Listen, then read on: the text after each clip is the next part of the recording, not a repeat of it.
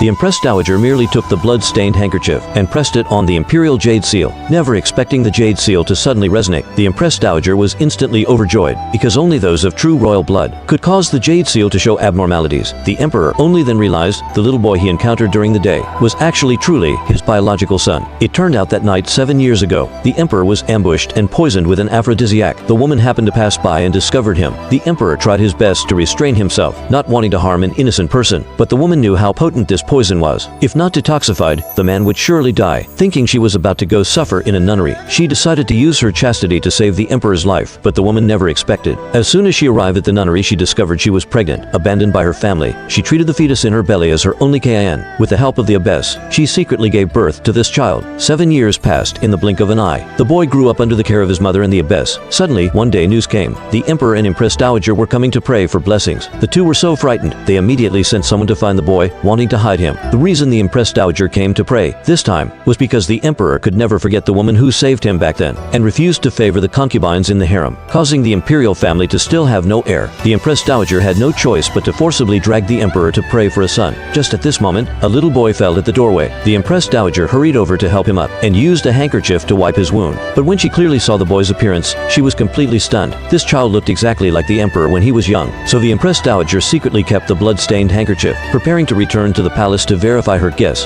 At this time, a guard came to report the duke had found a distant relative of the royal family, planning to adopt their child to be the emperor's crown prince, but the emperor looked completely unwilling. At this time, the Empress Dowager reminded him, unless he had a child, he would have to accept the adoption. But the emperor suddenly thought of that boy, so he immediately found the child's mother and proposed a deal, which was to have her pretend to be the empress and have the boy pretend to be the crown prince. In order to protect her child, she had no choice but to agree. And after the Empress Dowager returned to the palace, she couldn't wait to take out the handkerchief to test the jade seal. The emperor even comforted her not to get her hopes up. Who would have thought the jade seal truly showed a resonance reaction? The emperor was utterly shocked. It turned out that mother and son pair were truly the wife and child he thought of day and night. Thinking of the hardships they had suffered all these years, the Empress Dowager immediately requested the emperor to bring them back to the palace. Just as the woman was preparing to enter the palace, she ran into the scheming younger sister who framed her back then. It turned out her husband was the distant relative recommended by the duke. The younger sister smugly flaunted, saying her child would be established as the crown prince in the future, and she would become the crown prince's birth mother. And when she discovered the woman actually had a son, she immediately cursed him as a bastard. She even threatened the boy's life, forcing the woman to kneel and walk on burning coals. To save her son, the woman had no choice but to endure the pain and kneel. The boy, seeing his mother humiliated, angrily bit the scheming woman. The scheming woman was instantly enraged. She never expected the boy would actually dare to bite her, so she was preparing to lay hands on the boy. At the critical moment, the emperor shot an arrow saving the boy, and the scheming woman would finally have to pay the price for her evil deeds.